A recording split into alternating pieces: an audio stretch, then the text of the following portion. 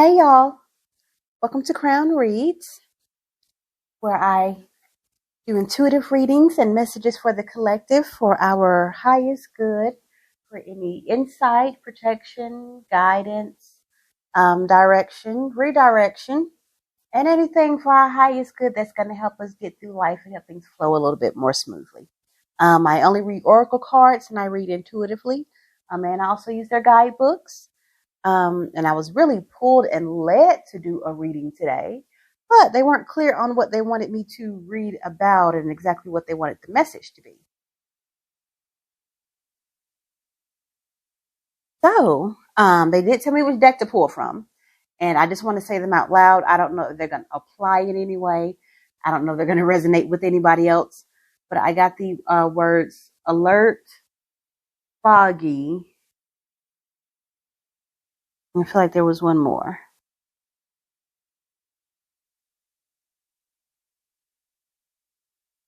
I feel like there was one more. Oh, and relaxation. Not relax, but relaxation. Yes. So alert, foggy, and relaxation. So I got those three words. I don't know if they're going to mean anything, if they're going to resonate for anyone, but just wanted to go ahead and put that out there just in case it makes sense later. Um, when you get little random notes and things like that, it's usually positive to just let them out. If it's not something you understand, it's probably landing for someone else. So we just go ahead and let those moments happen. Um, so have already meditated, cleared the space. As I said, spoke the source about what the message needed to be. They did tell me to grab the African Goddess Rising Oracle deck, so that is what I'm shuffling here right now.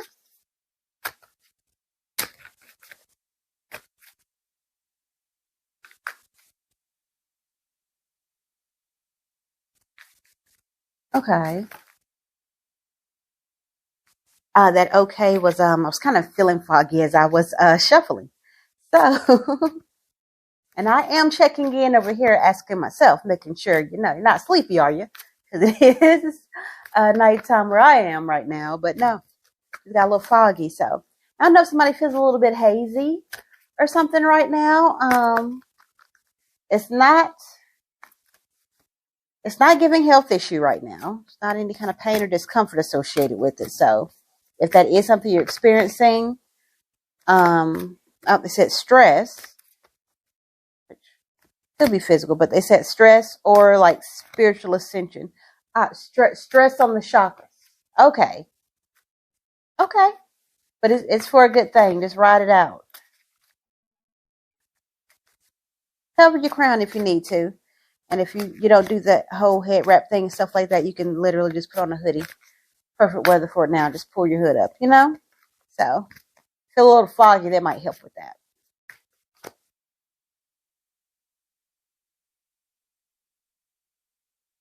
Okay.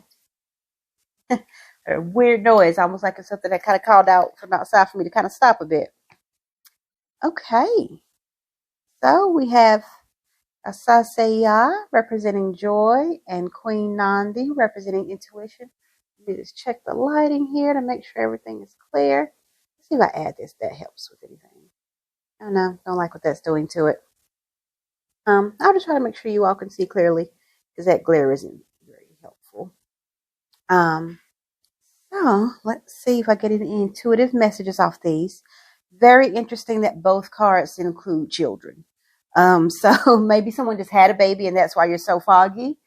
You're exhausted from new or just recent parenthood if it's not your first time. Uh, also, that could be while they're telling you to relax. You've got it. Okay, let's see if I'm getting kind of intuitive messages here.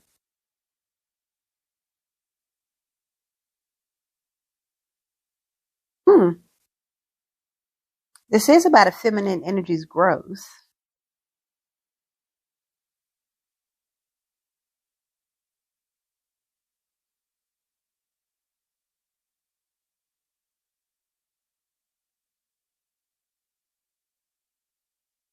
Yeah.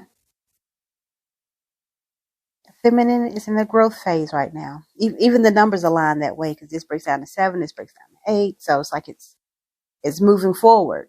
Okay. So maybe if you were feeling foggy or something like that, this is just kind of confirmation that what you want is coming and will move forward. Okay, they're telling me something with the intuition is trying to alert you.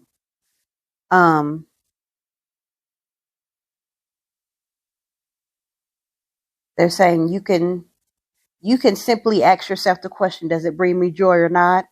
And the yes or no to that is enough of a reason. So whoever that message is for, that one also kind of, it's a lot of energy in that one.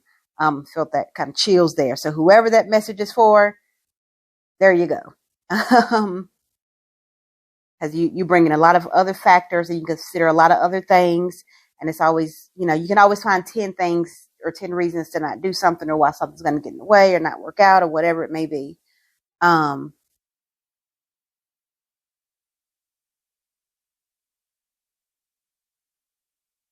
But yeah, does it bring me joy or not is all you need to start figuring out. So it kind of gives me the impression that maybe somebody has, I won't say has been going through a lot lately. You may have been, but it's kind of giving me a little bit longer, a little bit older, because there's a conditioning in this perspective here. Let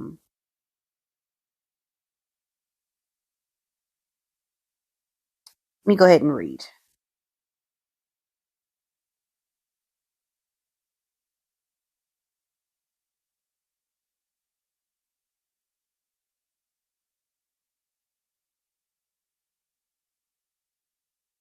Yeah, that there's a conditioning that there's not a focus of just if it makes me happy or not. It's what's practical, what makes sense, what's logistical, all of those kind of things. And you're in a space where they just want you to just figure out if it brings you joy or not. And if not, don't do it. If it does, do it. You get the opportunity. It's almost like it's being gifted in a way, which is a beautiful thing because it really does make it easy to answer a lot of things for yourself.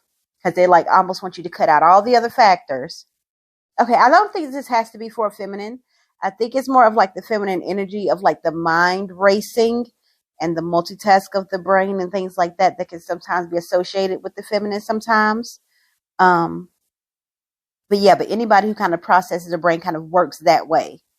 Um, if it brings you joy or not needs to be the only question that you're asking. That's what they want you to lead stuff out of. And that is also going to help your intuition grow. So if you've been trying to help build your intuition so that you can start figuring out how to make better decisions and things for yourself, then they're saying, you don't need to tune into that. We're not saying not tune into that. Intuition is always important. But that asking yourself, will it bring me joy or not, gets you closer to hearing your intuition than combing through every little minute detail and looking at every single pro and con and seeing how it could work. Does it bring you joy or not? Okay. Let me go ahead and read still. Yeah, that's it for the intuitive there. So, Goddess of Joy. This is Ashanti from Ghana, part of the Temple of Warriors, and the element is Bush, also Earth. So, Goddess Asasaya rules life and death as the joyful crone celebrated as Mama Earth. Her energy is loving, fertile, and nurturing, and her name is invoked at major life transitions. Okay, okay, we said you're making a decision. So your happiness matters. Joy is sacred. Your laughter waters the earth. The embodiment of this is you deserve to be happy. It is safe for you to feel good. Allow yourself to feel joy with no limits. This is self-love. Okay, so if you've also been on the journey of self-love, this is how you kind of start that, is joy with no limits. Just find things that bring you joy. It moves you closer to it. Your happiness doesn't need to look like anyone else's. If you can't imagine it, you won't be able to live it. Giggle therapy break. So this is what they request that you do. So I will read this and you can pause the video or anything like that if you actually want to try this. So it's called a giggle therapy break. And they tell you to close your eyes and see yourself joy-filled. Now laugh with your mouth and your eyes wide open. Try it to release feel-good endorphins. And the Goddess Declaration, you decide to do this exercise, or if you just align with this card and want to confirm with it and intuit with it, the Goddess Declaration is, I feel like me when I'm happy. Yeah, you got to get joy focused. It's almost be less responsible. Just what makes you feel good. um, okay, let me read the other here. This Queen Nandi, goddess of intuition from Zulu, Temple of Queens, element fire. Queen Nandi was the mother of warrior king Shaka Zulu. His father's royal family first rejected her. They said that she wasn't pregnant and her belly resulted from a Ishaka beetle sting. But Nandi knew her son would be great before he was born. You already know. Take a deep breath and surrender to what you know to be true. Trust your inner wisdom and guidance. Whatever you're trying to figure out, you already know. Be honest with yourself as if it makes you happy. The embodiment of this is, what is your guidance telling you? Put your hands over your third eye, center of your forehead, and ask, if I knew what the answer is, what would it be? Then follow your first instinct. The Creator and your ancestors connect with you through your intuition. Trust your internal GPS. The nudges, signs, and coincidences are divine guidance. Slow down. Relaxation. Okay. Yeah, okay. Slow down, go for a walking meditation, be present with nature, and pay attention. Alert. Okay. Being present allows you to feel, hear, and see and sense your guidance. And the goddess declaration here is, I am knowing. So, I think if you've been feeling foggy, on high alert, in between decisions, stressed out, relaxation, figure out if it makes you happy or not. That's going to help you tune into your intuition. Self-love. Yeah. Yep. Let's focus on some different things that help you make your decision there.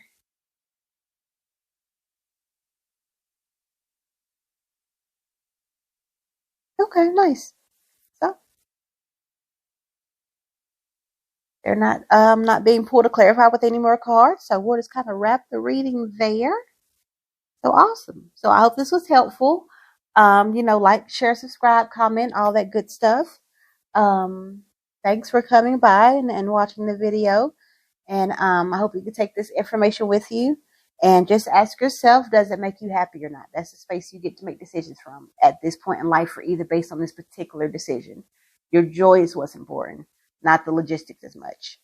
So, yeah. Happy decision making, life redirecting, whatever you have going on. And just know it's a big transition period in general for the collective right now. So you're definitely not alone in anything that you might be experiencing right now. So please know that. So thanks. Have a good one.